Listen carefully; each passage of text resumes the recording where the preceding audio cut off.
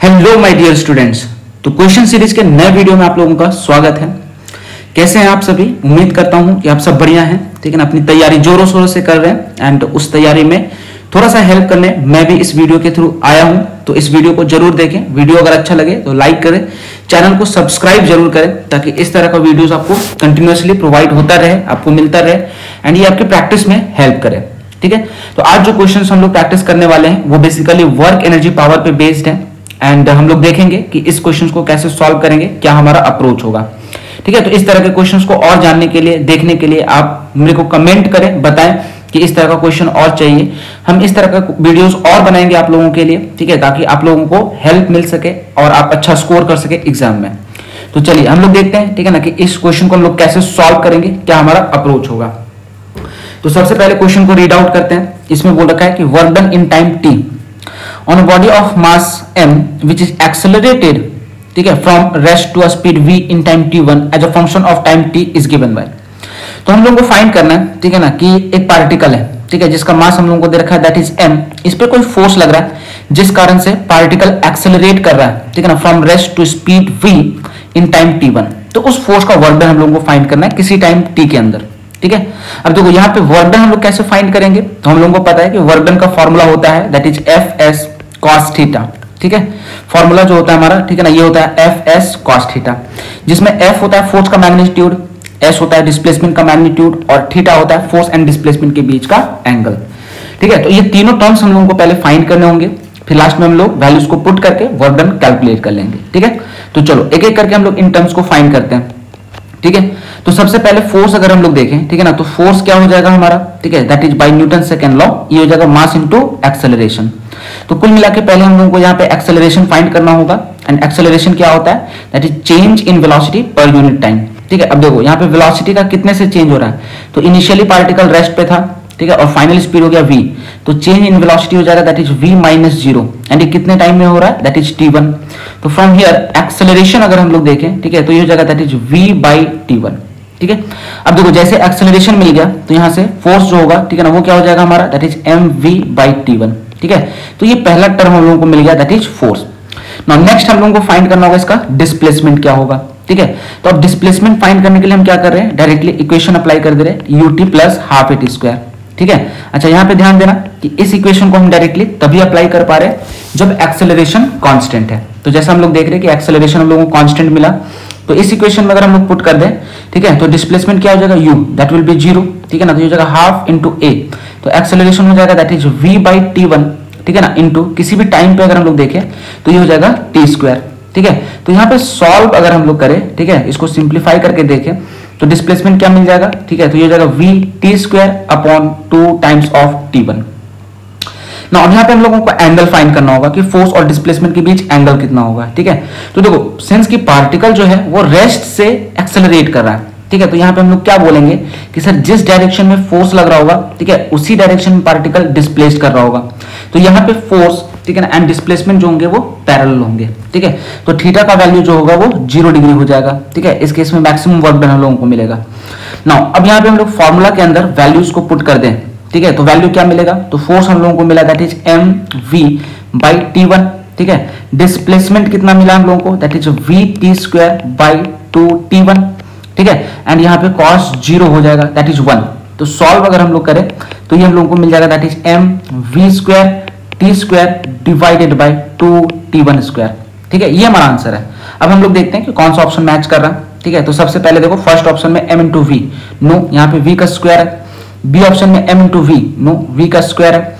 अब third option में है हाफ m का स्क्वायर आ जाएगा, ठीक है, बट यहाँ पे m है तो ये भी नहीं होगा। तो करेक्ट ऑप्शन हो जाएगा हमारा। चलो नेक्स्ट क्वेश्चन को हम लोग डिस्कस करने वाले हैं, ठीक है ना। हम लोग देखते हैं कि अगला क्वेश्चन क्या है और कैसे हम लोग सॉल्व करेंगे, ठीक है। तो देखो सेकंड क्वेश्चन में क्या बोल रखा है कि a particle is move from 0,0, मतलब ओरिजिन से एक पार्टिकल को हम लोग मूव करवा रहे हैं टू अ पॉइंट a, ठीक है ना। तो एक पॉइंट हम लोग को दे रखा है जिसका कोऑर्डिनेट है a, under a force of 3i cap plus j cap, ठीक है ना, from 2 paths. Path 1 is OP, तो हम लोग पहला पाथ इसके अलोंग लेके चल रहे हैं, ठीक है ना, इस डायरेक्शन में। एंड पाथ 2 इज OP इधर हो जाएगा स्ट्रेट लाइन के अलोंग, ठीक है ना, ये हो जाएगा OP, ठीक है। एंड पाथ 2 इज OQP, ठीक है। तो जो सेकेंड पाथ है हमारा ये वाला है OQP, ठीक है। तो हम लोग को फाइंड करना है कि let W1 and W2 be the work done by this force in these two paths, then हम लोगों को बताना है कि W1 और W2 में रिलेशन क्या होगा। ठीक है, तो देखो सबसे पहले यहां पे अगर हम लोग पाथ 1 के लिए देखें, ठीक है ना, वर्क डन जो कि हमारा पाथ है OB स्ट्रेट लाइन के अलोंग। ठीक है, तो यहां पे अगर हम लोग वर्क डन फाइंड करें, ठीक है, तो हम लोगों का डायरेक्टली ये मिल जाएगा, that is dot product of force and displacement. And for this path अगर हम लोग डिस्प्लेसमेंट देखें, ठीक है ना, तो ये क्या हो जाएगा हमारा, दैट इज AI कैप, ठीक है ना, प्लस AJ कैप। नाउ अब यहाँ पे डॉट प्रोडक्ट से अगर हम लोग वर्क डन फाइंड करें, ठीक है ना, तो फोर्स हम लोगों को दे रखा है दैट इज 3I कैप, ठीक है, प्लस 4J कैप। ठीक है, इसका डॉट प्रोडक्ट हम लोग लेंगे डिस्प्लेसमेंट के साथ, ठीक है, तो ये हो जाएगा AI cap plus AJ cap. तो वर्क डन हम लोगों को फाइनली क्या मिल जाएगा, ठीक है, that is 3A plus 4A। ठीक है ना, तो सॉल्व करने पे वर्क डन हम लोगों को मिलेगा दैट इज 7A के इक्वल। एंड इस वर्क डन को हम लोग क्या बोल रहे हैं, दैट इज W1। ठीक है, ये हम लोगों को मिल जाएगा W1। ना अब W2 हम लोग कैलकुलेट करके देखते हैं, ठीक है ना, कि W2 क्या होगा। तो W2 वर्क डन कौन सा रिप्रेजेंट कर रहा है, जो पाथ हमारा OQP इसके अलोंग। ठीक है, अब देखो फोर्स जो है वो दो डायरेक्शन में एक्ट कर रहा है एंड दोनों डायरेक्शन में फोर्स कांस्टेंट है। ठीक है, तो देखो पहले जब हम लोग डिस्प्लेस करेंगे OQ के अलोंग, तो सिर्फ और सिर्फ इस कंपोनेंट का वर्क डन मिलेगा एंड वो डायरेक्टली कितना हो जाएगा, that is force into displacement. ठीक है, अब देखो जब इस पाथ के अलोंग डिस्प्लेस करेंगे तो सिर्फ और सिर्फ इस कंपोनेंट का हम लोगों को मिलेगा एंड वो उसका वर्क डन कितना हो जाएगा, दैट इज 4A। ठीक है ना, फोर्स लग रहा है 4 एंड डिस्प्लेसमेंट हो रहा है A के इक्वल। तो इसमें भी सॉल्व करेंगे तो W2 का वैल्यू जो होगा, ठीक है ना, वो किसके इक्वल हो जाएगा, 7A। तो यहां से हम लोग फाइनली क्या बोलेंगे कि W1 जो होगा वो W2 के इक्वल हो जाएगा। ठीक है, तो हम लोग देखते हैं कि हमारा कौन सा ऑप्शन सही होगा। तो यहाँ पे हम लोग देख रहे हैं कि ऑप्शन A जो है हमारा वो करेक्ट हो जाएगा। ठीक है, चलो नेक्स्ट क्वेश्चन को हम लोग देखते हैं और ये देखते हैं कि कैसे हम लोग सॉल्व करेंगे। ठीक है, तो नेक्स्ट क्वेश्चन भी एक अच्छा क्वेश्चन है, इसको भी हम लोग डिस्कस करते हैं, इसका सॉल्यूशन हम लोग देखते हैं। ठीक है, तो देखो सबसे पहले क्वेश्चन अगर हम लोग पढ़े तो क्वेश्चन क्या बोल रखा है, in the figure shown all the surfaces are frictionless. ठीक है, तो सबसे पहले यहाँ पे जितने भी सरफेसेस है वो स्मूथ है, कहीं कोई फ्रिक्शन एक्ट नहीं करेगा, इस बात का ध्यान रखना हम लोगों को। And mass of block M is equal to 1 kg। ठीक है, तो इस ब्लॉक का मास हम लोगों को दे रखा है दैट इज 1 kg, छोटे वाले ब्लॉक का। ठीक है, एंड बोल रखा है कि the block and wedge are held initially at rest, मतलब ये वेज और ब्लॉक दोनों इनिशियली रेस्ट पे थे। ठीक है, now wedge is given a horizontal acceleration 10 metre per second square by applying a force on the wedge. ठीक है, so that the block does not slip on the wedge, then work done by normal force in ground frame on the block in √3 second, ये हम लोगों को find करना है। ठीक है, तो कुल मिलाकर फाइंड करना है कि इस ब्लॉक पे जो नॉर्मल फोर्स लग रहा है उसका वर्क डन कितना होगा। ठीक है ना, √3 सेकंड के अंदर। ठीक है, अब कैसे फाइंड करेंगे, तो सबसे पहले हम लोग यहाँ पे डायग्राम बना लेते हैं। ठीक है ना, इस क्वेश्चन का तो हम लोगों को ये इंक्लाइंड वेज दे रखा है। ठीक है ना, इस तरीके से इंक्लाइंड वेज जिसका एंगल ऑफ इंक्लिनेशन दे रखा है थीटा, यहाँ पे ब्लॉक है। ठीक है ना, दैट इज M, इसका वैल्यू हम लोग को दे रखा है 1 kg एंड दे रखा है कि ये वेज जो है, ठीक है ना, वो राइट की तरफ मूव कर रहा है with the acceleration of 10 metre per second square. ठीक है, तो हम लोगों को नॉर्मल का वर्क डन फाइंड करना है। तो सबसे पहले देखो ये जो ब्लॉक है वो वेज के रिस्पेक्ट में, ठीक है ना, रेस्ट पे, बट हम लोगों को से वर्क डन पूछ रखा है ग्राउंड फ्रेम में। और ध्यान देना कि जो वर्क डन होता है, ठीक है ना, वो फ्रेम ऑफ रेफरेंस पे डिपेंड करता है। कैसे, तो अगर हम लोग वेज के रिस्पेक्ट में बात करते हैं तो नॉर्मल का वर्क डन हो जाता है 0। क्यों, क्योंकि वेज के रिस्पेक्ट में इस ब्लॉक का कोई डिस्प्लेसमेंट तो होता नहीं। ठीक है, तो वर्क डन क्या हो जाता है 0, बट हमसे पूछ रखा है ग्राउंड फ्रेम से। तो ग्राउंड से हम लोग जब देखेंगे तो ये ब्लॉक जो है वो डिस्प्लेस्ड करेगा कुछ ना कुछ। ठीक है ना, कितना करेगा, तो जितना वेज हमारा आगे की तरफ डिस्प्लेस्ड करेगा। ठीक है, तो इसका डिस्प्लेसमेंट फाइंड करने के लिए हम लोग डायरेक्टली इक्वेशन अप्लाई कर देते हैं। ठीक है ना, displacement is equal to ut plus half at square. ठीक है, तो यहाँ पे देखो वैल्यू क्या मिल जाएगा, तो इनिशियल स्पीड हमारा 0 है। ठीक है ना, क्योंकि रेस्ट से एक्सेलरेट करवा रहे हैं। ठीक है, ये हो जाएगा हाफ इंटू a, तो एक्सेलरेशन है 10 एंड हम लोगों को टाइम कितना दे रखा है √3 सेकंड, तो इसका स्क्वायर करेंगे तो 3 मिल जाएगा। सॉल्व करनी है 5 टाइम्स में कैंसिल। ठीक है, तो डिस्प्लेसमेंट हम लोगों को मिल जाएगा दैट इज 15 मीटर। ठीक है, तो डिस्प्लेसमेंट जो होगा वो हॉरिजॉन्टल के अलोंग होगा। अच्छा, ब्लॉक पे अगर हम लोग नॉर्मल फोर्स देखें तो ये परपेंडिकुलर डायरेक्शन में एक्ट करेगा। बात समझ में हम लोगों को। ठीक है, तो हम लोगों को फाइंड करना है, ठीक है ना, कि इस नॉर्मल फोर्स का वर्क डन कितना होगा ब्लॉक पे। ठीक है, तो अब देखो नॉर्मल फोर्स होगा वो कांस्टेंट होगा। ठीक है, तो यहाँ पे वर्क डन फाइंड करने के लिए हम लोग फॉर्मूला अप्लाई कर देंगे। ठीक है ना, that is n into S, जो भी डिस्प्लेसमेंट होगा इंटू कॉस ऑफ अल्फा। तो अल्फा जो है यहाँ पे फोर्स और डिस्प्लेसमेंट के बीच का एंगल है। तो कुल मिलाकर हम लोगों को नॉर्मल फाइंड करना होगा। ठीक है ना, कि नॉर्मल फोर्स कितना लग रहा है एंड डिस्प्लेसमेंट एंड नॉर्मल के बीच ये एंगल कितना होगा, ये हम लोगों को फाइंड करना है। ठीक है, चलो अब हम लोग कैलकुलेट करते हैं। तो देखो नॉर्मल फोर्स फाइंड करने के लिए अब हम लोगों को एफबीडी बनाना होगा, ठीक है ना, और न्यूटन्स लॉ अप्लाई करना पड़ेगा।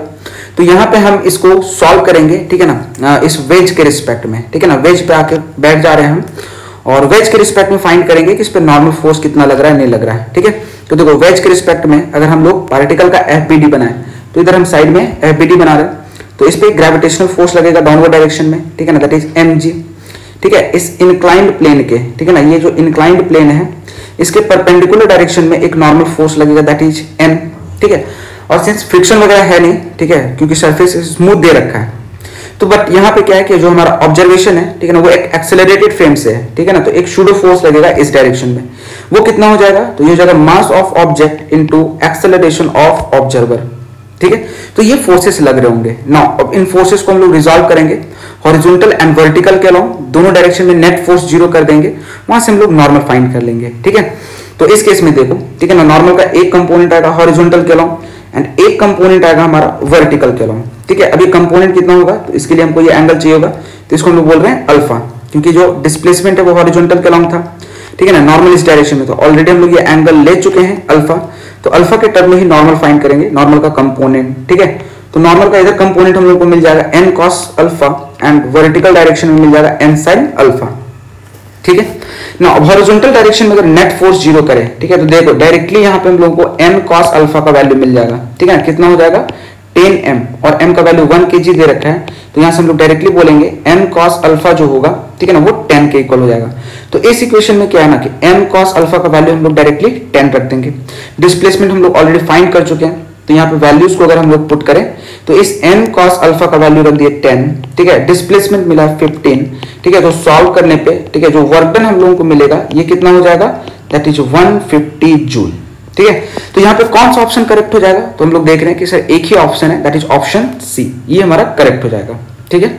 चलो इसी तरीके से हम लोग नेक्स्ट क्वेश्चन डिस्कस करते हैं, ठीक है ना, और देखते हैं हम लोग अगला क्वेश्चन क्या बोल रखा है एंड कैसे हम लोग इसको सॉल्व करेंगे, ठीक है। तो बिल्कुल इसी तरीके से बने रहो वीडियो पे, बिल्कुल ध्यान से देखो कैसे हम लोग सॉल्व कर रहे हैं, ठीक है। तुम अपनी वीकनेस को आइडेंटिफाई करो कि तुम कहां पे फंस रहे हो, कहां पे दिक्कत आ रही है, ठीक है ना, उन पॉइंट्स को इंप्रूव करने की कोशिश करो, ठीक है। एंड रेगुलरली क्वेश्चंस प्रैक्टिस करते रहो, जो भी डाउट्स होता है वो मेरे को कमेंट सेक्शन में जरूर बताना, मैं उनका सॉल्यूशन आपको जरूर प्रोवाइड करूंगा, ठीक है।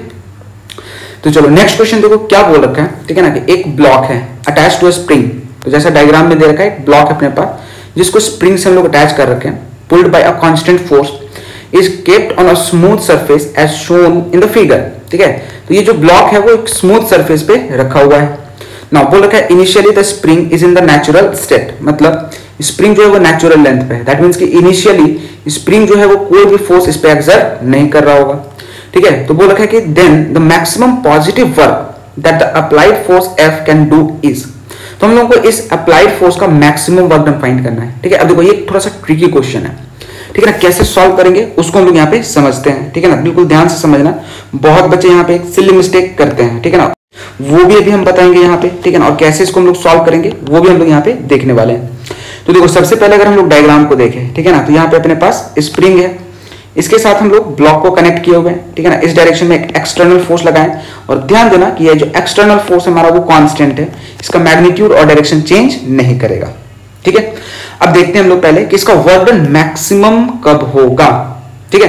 तो देखो यहाँ पे ये जो फोर्स है इस ब्लॉक पे तब तक वर्क डन करेगा जब तक ये डिस्प्लेस्ड करेगा, एंड ये डिस्प्लेस्ड कब तक करेगा, जब तक कि इसका फाइनल वेलोसिटी जीरो ना हो जाए, ठीक है।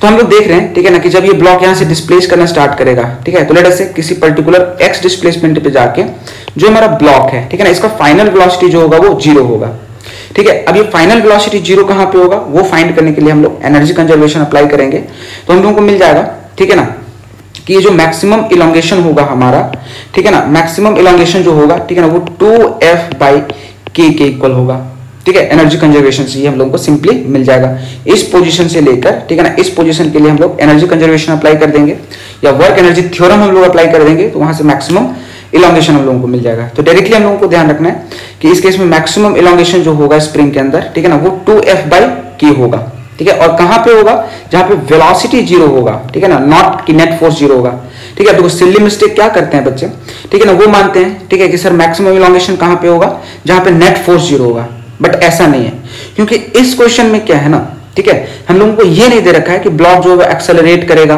ठीक है, या स्लोली स्लोली मूव करेगा, ठीक है। तो देखो एक्सेलरेट करेगा तो उसके पास स्पीड आएगा, ठीक है। तो अगर जिस इंस्टेंट पे फोर्स 0 भी हो रहा है, ठीक है, तो वहां पे वो रुकेगा नहीं, वो वेलोसिटी की वजह से आगे बढ़ेगा, और जैसे ही वो आगे बढ़ेगा स्प्रिंग फोर्स उसको रिटार्ड करना स्टार्ट करेगा, फिर फाइनली धीरे धीरे क्या होगा, एक पोजीशन पे जाके वो रुक जाएगा, ठीक है। और जहां पे रुकेगा वहीं पे इलॉन्गेशन हमारा मैक्सिमम होगा, ठीक है। तो ये मैक्सिमम इलॉन्गेशन मिल गया, ठीक है ना। अब इस फोर्स का वर्क डन अगर हम लोग देखें, ठीक है, तो इस केस में हम लोग डायरेक्टली क्या बोलेंगे, ठीक है ना, कि सर वर्क डन जो होगा हमारा, ठीक है ना, ये फोर्स इनटू मैक्सिमम डिस्प्लेसमेंट के इक्वल होगा, सिंस कि ये जो फोर्स हमारा लग रहा है ये कांस्टेंट है।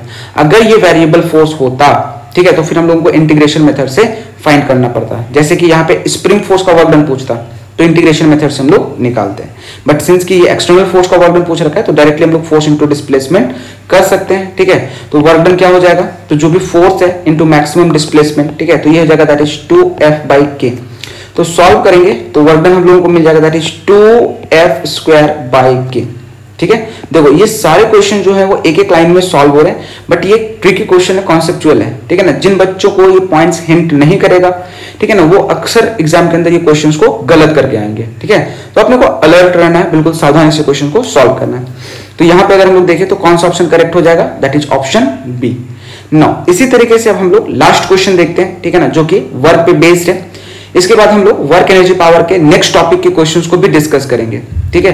तो मेरे को कमेंट करके जरूर बताना कि ये वीडियो कैसा लगा, ठीक है ना। ये सीरीज को हम लोगों को आगे और कैसे कंटिन्यू करना है और किस किस टॉपिक पे क्वेश्चन चाहिए वो मेरे को जरूर बताना, ठीक है। चलो तो फाइनली अब हम लोग लास्ट क्वेश्चन इसमें डिस्कस करते हैं, ठीक है ना, उसके बाद वीडियो को कंक्लूड करेंगे।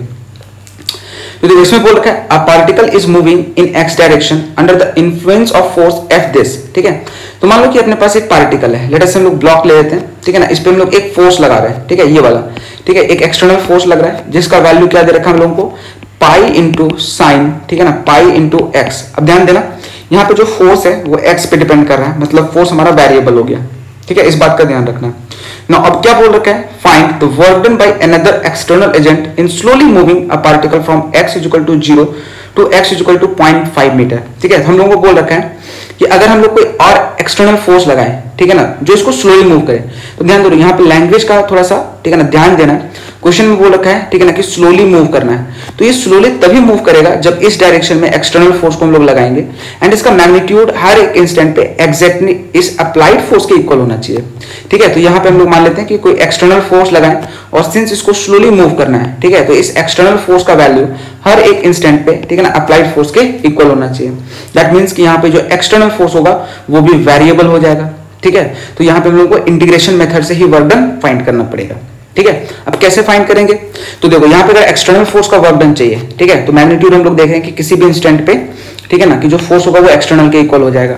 तो ऐसे सिचुएशन में वर्क डन हम लोग कैसे फाइंड करेंगे, तो किसी जनरल पोजीशन x पे जाके, ठीक है, लेट अस से मान लेते हैं हम लोग कि ये जो ब्लॉक है वो इनिशियली x इक्वल टू 0 पे था, ठीक है, एंड इसको हम लोगों को डिस्प्लेस करना है कहां तक, ठीक है, that is x equal to 0.5 metre, ठीक है ना, यहां तक डिस्प्लेस करना है। तो पहले हम लोग क्या करेंगे, किसी general position x equal to x पे जाके, ठीक है ना, फोर्स फाइंड करेंगे। तो देखो इस पोजीशन पे जो एक्सटर्नल फोर्स लग रहा होगा वो इस डायरेक्शन में होगा, यस या नो, ठीक है ना। नाउ इस एक्सटर्नल फोर्स का वैल्यू क्या हो जाएगा, तो हम लोग देख रहे हैं कि ये अप्लाइड फोर्स के इक्वल होगा। तो एट अ डिस्टेंस x ये फोर्स कितना हो जाएगा हमारा, that is pi into sine pi into x, ठीक है, ये फोर्स मिल गया। ना अब यहाँ पे हम लोग इसको स्लाइटली डिस्प्लेस करेंगे by a small amount dx, और इस छोटे से डिस्प्लेसमेंट के लिए हम लोग छोटा सा वर्क डन फाइंड करेंगे, ठीक है। तो यहाँ पे छोटा सा वर्क डन क्या हो जाएगा, तो जो भी हमारा एक्सटर्नल फोर्स है, ठीक है ना, इसको हम लोग स्मॉल डिस्प्लेसमेंट dx से मल्टीप्लाई करेंगे इनटू ये हो जाएगा कॉस ऑफ थीटा, ठीक है। तो यहाँ पे सारे वैल्यूज को अगर हम लोग पुट करके देखें तो क्या मिल जाएगा हम लोगों को, तो dw हम लोगों को मिल जाएगा, ठीक है ना, जो भी एक्सटर्नल फोर्स है। तो यहाँ पे एक्सटर्नल फोर्स है pi into sine pi x, ठीक है, एंड डिस्प्लेसमेंट कितना हो रहा बताओ, that is dx, and theta का वैल्यू क्या होगा, तो देखो कि जो एक्सटर्नल फोर्स है वो लेफ्ट में, डिस्प्लेसमेंट राइट में, दोनों के बीच एंगल 180 डिग्री, तो cos 180 माइनस हो जाएगा हमारा।